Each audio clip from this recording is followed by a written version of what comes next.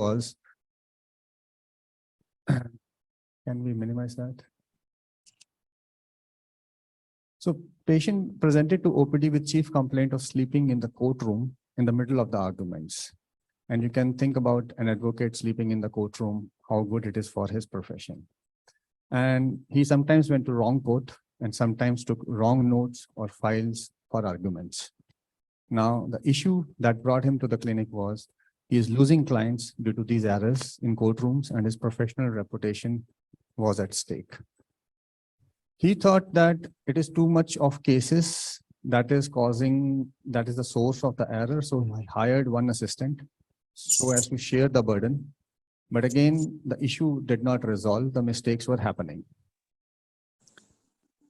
So when we looked into his sleep schedule on weekdays versus weekend, it was fairly consistent with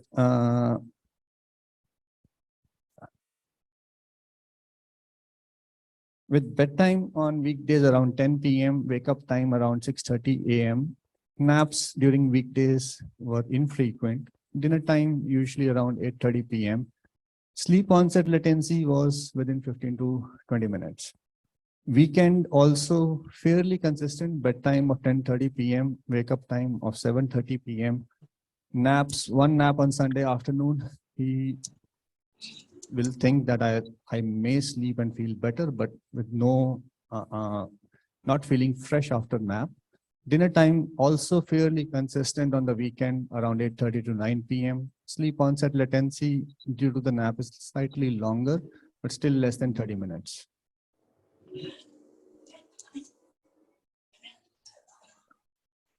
अभी थोड़ी देर में आ रहा आगे अरे सुन ले सुन नीचे जा अभी जा रहा है हाँ अभी ना मेरा So it's not moving now. नहीं कहीं से भी मूव नहीं हो रहा है. Stuck. Okay. There was no history of insomnia. There was no problem in falling asleep or maintaining sleep. The issue was he is sleepy at the wrong time. So this was ruled out.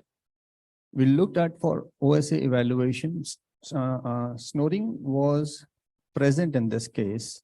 It was medium to loud snoring. Length of time for snoring was 10 years around. Snort arousals were present. Whenever he used to consume alcohol, this will get aggravated, and supine position definitely it got aggravated. Apneas, his wife had seen the apneas, gasping and choking arousals were present. Nocturnal heartburn was also present. He will wake up in the middle of the night for at least 2 to 3 times for passing urination.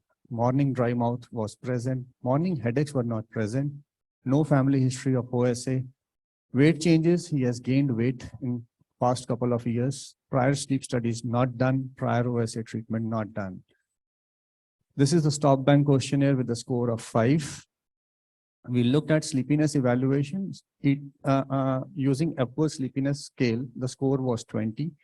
ESS was present, and even when he wakes up in the morning, he's sleepy. Afternoon, he's sleepy. Evening also, the person is sleepy.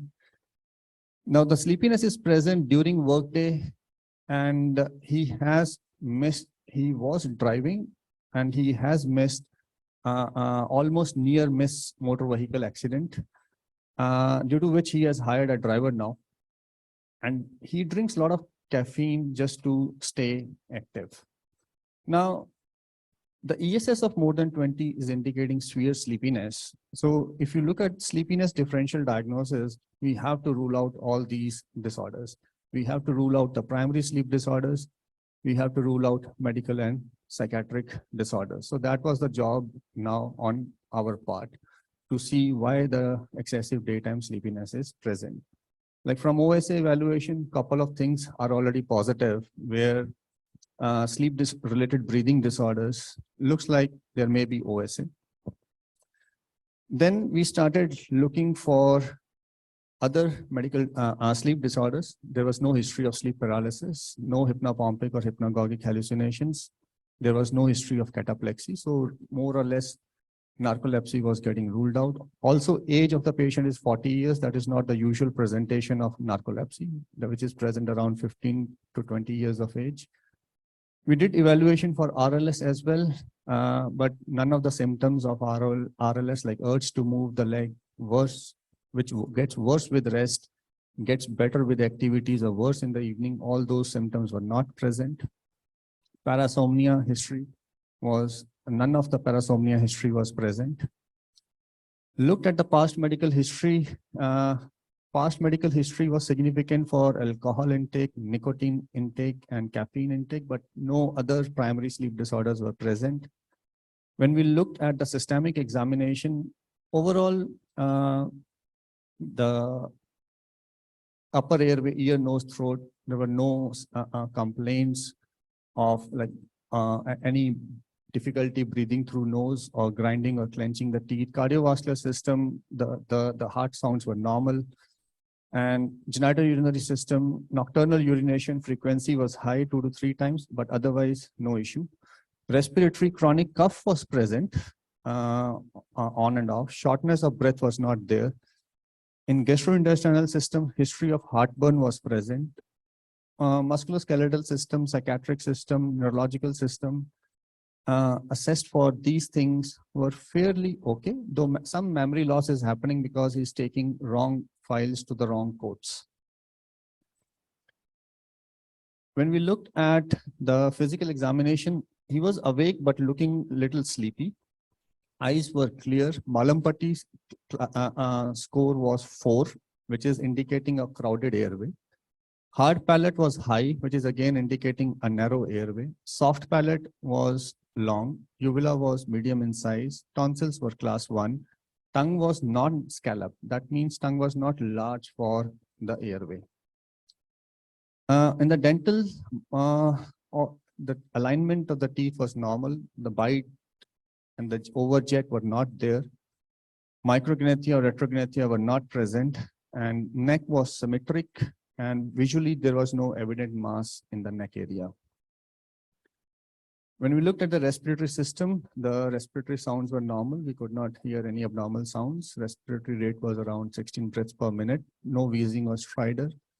In the, like looking at the fingers, there was no clubbing. It was no cyanosis. Visible edema in the upper extremity or lower extremity was not present. Gait was normal. Looking at the skin, it was normal. Neuro examination, like facial motor examination, was normal. Tongue was midline. Shoulder shrug was symmetric. And the patient looked alert, oriented, and was eudemic. So based on this medical history, where prominently what is coming out is a crowded airway with Malampati grade 4 and high arched palate, history of snoring was there. We kept a suspicion, high suspicion of obstructive, and stop bank questionnaire score was 5, which is high probability of OSA, and ESS score was 20. So we kept the possibility of obstructive sleep apnea with excessive daytime sleepiness with cognitive impairment as a possibility. And I'm not keeping a possibility of high suspicion of OSA only. I'm saying OSA with excessive daytime sleepiness. The reason for that is now there are 6 studies that have come out in the recent past, which have done the cluster analysis of the phenotypes of OSA, and they are very clear. All the studies consistently what they have shown, OSA patients is a diverse population where patients can present with either disturbed sleep, they can be minimally symptomatic, or they can be excessively sleepy or moderately sleepy. So we have to look at which phenotype our patient belongs to. Now, our patient have OSA with excessive sleepiness during daytime. That is our phenotype. Our patient is not with disturbed sleep or minimally symptomatic or moderately sleepy. It is OSA with excessive daytime sleepiness. And the reason for this understanding, I'll highlight towards the end of my talk, why we need to pay attention to these phenotypes, because it has got clinical implications. Now, OSA patient, another thing that is helping me to keep this suspicion is that obstructive sleep apnea have been shown to impair health-related quality of life and work productivity.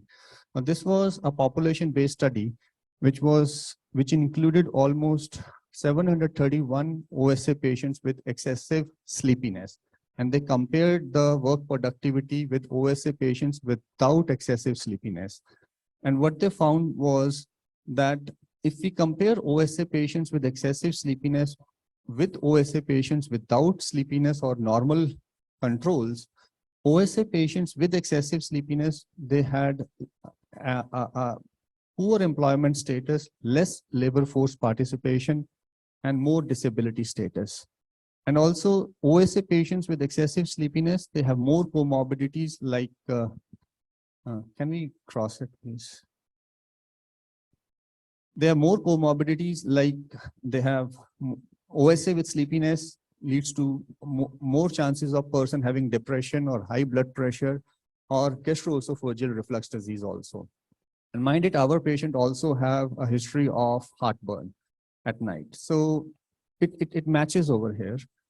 And if you look at OSA patients with excessive daytime sleepiness, they had worse quality of life and they are more absent from the work and they have more overall work impairment. And our patient OSA with excessive sleepiness, suspected case, already his work productivity have impacted. He is making mistakes in going to the courtroom, in taking notes to the courtroom. And due to these errors, he has hired an assistant. So he himself is avoiding going to the courts. So he's basically being absent from his own work now. This forgetfulness, OSA, yes, it causes it through the hypoxia and sleep fragmentation. It leads to neurocognitive impairment where people begins to forget about the things which are important in their life. Now, based on this overall suspicion, based on this clinical evidence, we decided to investigate on the lines to see whether OSA is present or not. So as per American Academy of Sleep Medicine guidelines, we can look for OSA through polysomnography, or we can do home sleep testing if your patient do not have any comorbidity. Like our patient had OSA, suspected OSA with excessive daytime sleepiness, but cardiovascular or metabolic disorders were not there. The respiratory system was perfectly normal. So we decided to go for home sleep testing. And when we did the home sleep testing, these are the results. This is basically a 5-minute window. So what you see over here is there are 4 clear obstructive apneas, and look at the saturation that is happening, desaturations that are happening with each event. This patient had prominent obstructive apneas as well as several hypopneas were there during the night. And when we looked at the report, the REI, that is respiratory event index, was 35.5 events per hour, which indicates severe sleep disordered breathing. That is step number 1. When I looked at the type of events, majority of the events were obstructive in nature. You can see 80 events were obstructive in nature. Only 1 event was central.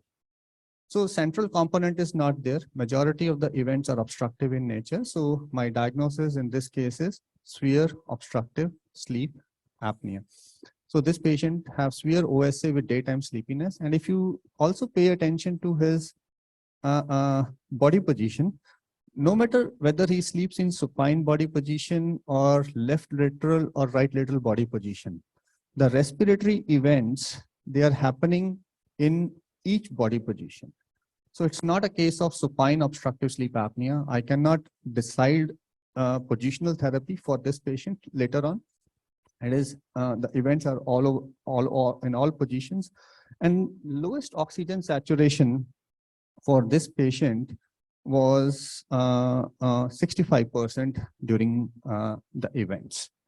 And this patient's oxygen desaturation index was 40.9 events per hour.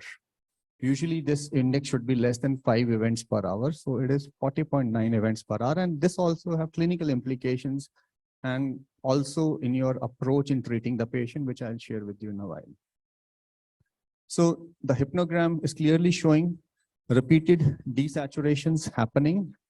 And this pattern of one prominent desaturation here, one prominent desaturation here, is telling me it may be occurring particularly when patient is going in REM sleep. I cannot confirm it because it's a home sleep testing, but this specific drop, major drop that is happening, maybe when person goes in REM sleep. It's a suspicion only, not confirmation.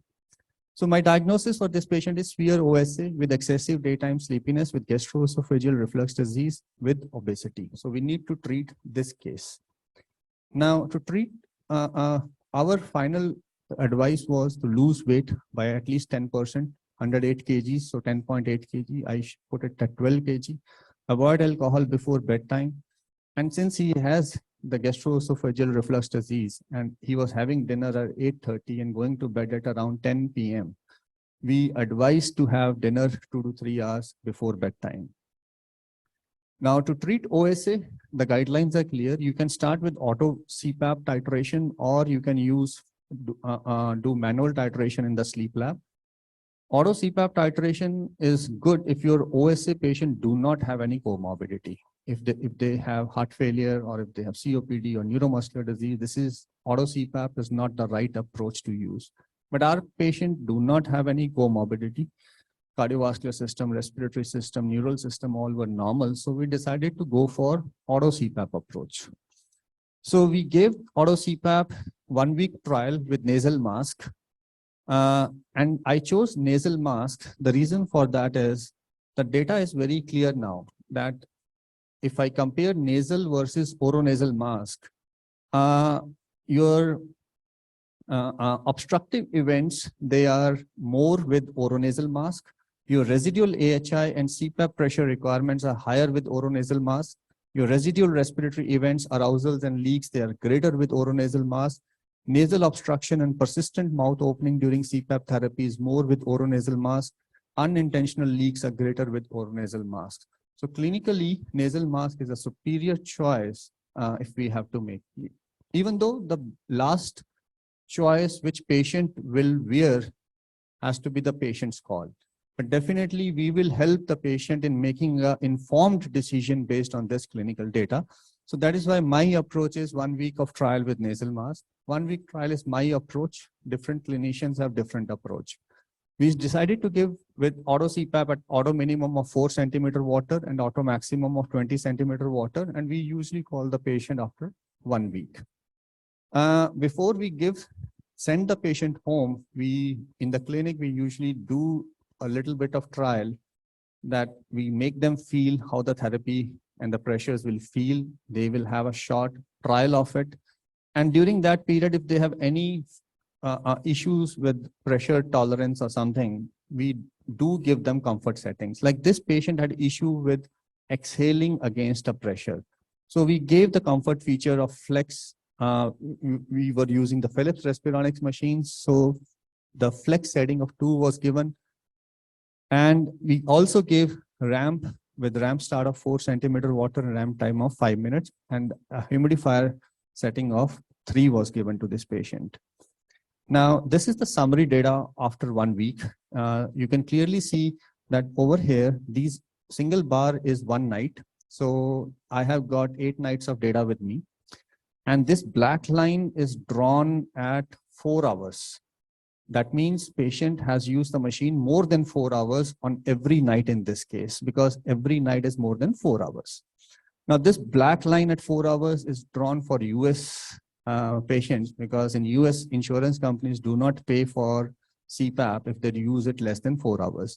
But I think this definition is very vague, does not have any clinical relevance. And in Indian context, when patients are paying out of their pocket, our goal is not use CPAP for 4 hours. It is use CPAP for entire sleep duration. Don't leave yourself untreated. And if you see the detailed data for February 2023, you can clearly see this is every night. You can clearly see every night the bar is continuously green, which means there are no interruptions during the night. Okay. And patient used to wake up for urination, but he will switch off the machine. And he will take some naps in the evening. And one thing you notice, the time zone is little inaccurate here. So this is basically each auto CPAP, you need to put the time zone also. So that was not correct. That is why it is showing that patient is sleeping around 6 p.m. and waking up at around 2 a.m. So that was the error of the time zone. When I look at the average values is clearly showing me my auto minimum pressure at 4 and auto maximum at 20. And the pressure is fluctuating for 8 nights very beautifully between these two extremes. It is not touching the maximum pressure yet. And with this fluctuation of the pressure, AHI has been reduced to 2.3 events per hour, which was 35 on the diagnostic study.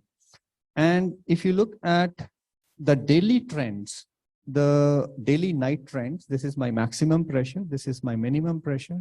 The patient has been using the device for like 8 hours, and the average pressure was 10.1, 90% pressure on this machine was 14.4, AHI is 2.5, and large leak in minutes in large leak is present for 0 minutes. Now this leak definition will vary from manufacturer to manufacturer. The way Philips defines it is that if you have got a leak present for 5 minutes higher than the unintentional leak, they define it as large leak. So according to Philips machines, large leak on their machine should not be present for more than 1 hour. If it is present for more than 1 hour, according to them, it is clinically significant. So in this case, it was 0 minutes. Now, one thing we do is whenever we are giving auto CPAP trial, especially the patients who have high ODI, oxygen desaturation index, we have started giving a oximetry along with auto CPAP. Now, this study very clearly highlighted that if SpO2 is less than 92% or BMI is more than 30 kg per meter square, you better do an oximetry trial with auto CPAP. This patient's BMI was 37. So we decided to do oximetry trial on auto CPAP. This is the oximetry data. You can clearly see the saturation. This is the 88% cutoff line. Saturation is staying well below, well above the 90% thing. So desaturations are not happening at this setting. This is the overall compliance summary. So we have got 8 days of data, 100% usage on all the days, and patient have used the device for more than 4 hours on every night. Actually, patient has used the device as long as patient was sleeping. And these are the final settings at end of 1 week. So we have minimum pressure 4 and maximum pressure of 20. We also download the waveform report just to make sure that whatever the numbers are coming in the PAP download, they are matching with the flow waveform also. Because recently data has come where they have shown discrepancies. So if I look at the flow waveform data here, I can see the inspiration and the expiration strokes very clearly. And I don't see any obvious apneas or hypopneas happening in this tracing. Now this tracing, one line is 6 minutes and you have got 10 lines here. So this is 1 hour data. And this is generated for some of the nights, not every night. So whenever we have availability of this waveform data, we do take a look at it just to make sure our observations in numbers and the flow waveforms do match. So patients now comes objectively looks very good, but now let's look at the patient's response. Patient's daytime sleepiness almost disappeared. He is awake in court proceedings, do not make any mistakes in court cases, can drive without feeling sleepy at wheel, and acid reflux has also improved. Now, the big question for me was, now the patient is willing to buy the machine, what setting should I give to the on the machine? So this is my final settings when patient is sent home. Patient buys auto CPAP with nasal mask. The P90 pressure on this for this patient was around 14 centimeter water. What this P90 means is that for 90% of the night, either the machine was at this pressure or little lower than this pressure. Okay. Now, my final settings for auto minimum were 2 centimeter plus and minus around this P90 pressure. So my auto minimum rather than 4 was 12 and auto max rather than 20 was 16 centimeter water. And the reason for this narrowing down is this clinical study, which was published in 2015, where they divided OSA patients into 2 groups, where one group was called high span and the other was called low span. High span group was where minimum pressure was 4 and maximum pressure was 15. Low span, they changed to minimum 8 and maximum 12. What they found is both high span and low span are able to treat obstructive sleep apnea. Okay.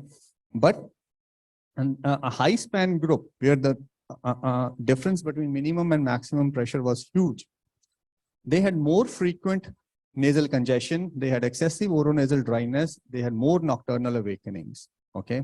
So what they suggested is rather than leaving the patient on a wide range, you better narrow down the pressure range. So my practice is we do not leave patients at like 4/20. Once we know their clinical response, once we know what is the pressure at which airway will open up.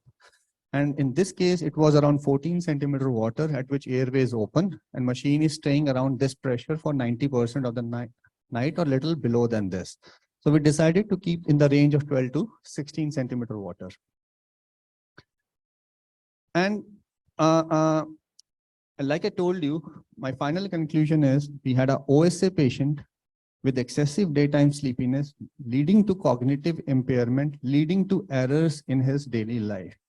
And this is also important from cardiovascular morbidity point of view, because now the clustering that I showed you, they have further analyzed that data and they have very clearly shown, if you look at the clusters here with disturbed sleep, minimally symptomatic, excessively sleepy and moderately sleepy, if you look at the new incidence of cardiovascular disease versus no OSA, it is higher in excessively sleepy patient. If you look at new incident heart failure versus no OSA, it is higher in excessively sleepy patient. If you look at new incident coronary heart disease, it is higher in, again, excessively sleepy patient. Incident of stroke versus no OSA was not, more in patients with this. No, sorry. It was not significantly higher in excessively sleepy patients. So definitely it has got future implications also for this patient. Today, the patient do not have any comorbidity, but if we do not treat this patient, the incidence that is in near future developing a new cardiovascular disease or heart failure or developing coronary heart disease are higher in this case as compared to non-sleepy OSA patient. So, so I stop here. So my final conclusion is, if you have a patient with snoring and excessive daytime sleepiness, you have a differential diagnosis, huge one. So take a detailed history and then narrow it down. And in our case, it narrowed down to obstructive sleep apnea. Thank you so much.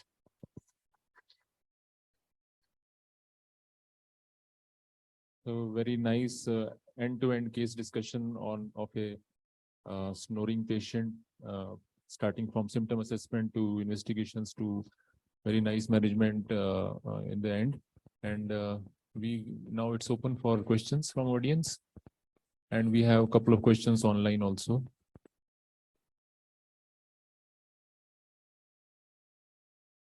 Yes, any questions?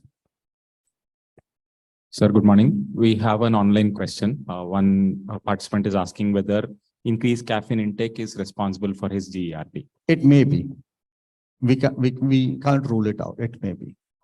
And Dr. Aru Shikha Singh's question is, can you repeat how to differentiate central sleep apnea and obstructive sleep apnea? At the end of your presentation. So now this question have got two aspects. You want to differentiate obstructive sleep apnea from central sleep apnea during a diagnostic study, or you want to differentiate obstructive sleep apnea from central sleep apnea from the PAP device data. The answer is different for these two questions. even though the question is differentiating obstructive for central sleep apnea. So if you want to differentiate obstructive from central sleep apnea, the answer lies here. So if you see this tracing at the airflow, which is because it's home sleep testing, so we are recording only using pressure transducer, and my pressure transducer signal have reduced by more than 90%. This duration between these two lines is 30 seconds. So this apnea is lasting more than 10 seconds. Now, if I look at the effort is clearly decreased, but still present, which I can see in the next apnea very clearly effort being present. So if apnea is there and effort is present, that is your chest and abdomen are moving, then we say it is obstructive apnea.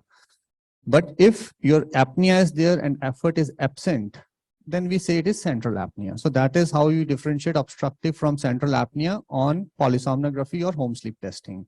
But if you want to differentiate obstructive versus central apnea from the PAP device data, then these all PAP devices, they have got an algorithm in it.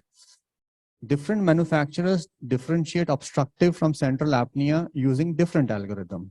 Like if you look at ResMed machines, ResMed has got a technique called forced oscillation technique. That is, they throw air at a certain frequency in the airway, and that has been in a black box manner because they don't tell how it evaluates. But that forced oscillation technique helps them to differentiate between a collapsed airway versus an open airway. So because in central apnea, most of the time airway do not closes. In obstructive apnea, upper airway collapses. So this forced oscillation technique basically looks at whether airway is closed or open. If it is closed, it says it is obstructive apnea. If it is open, it says central apnea. Philips machines have got a different way of doing it. Philips machines, what they do is, after every couple of hours, they throw a pulse of 2 centimeter water into the airway. Now, if that 2 centimeter water pulse that is thrown in the airway, if it generates the airflow, they deduce it's an open airway and they call it as clear airway apnea or central apnea. And if it is unable to generate airflow, they label it as obstructive apnea. So different manufacturers have got different ways of differentiating obstructive from central apnea according to their algorithms.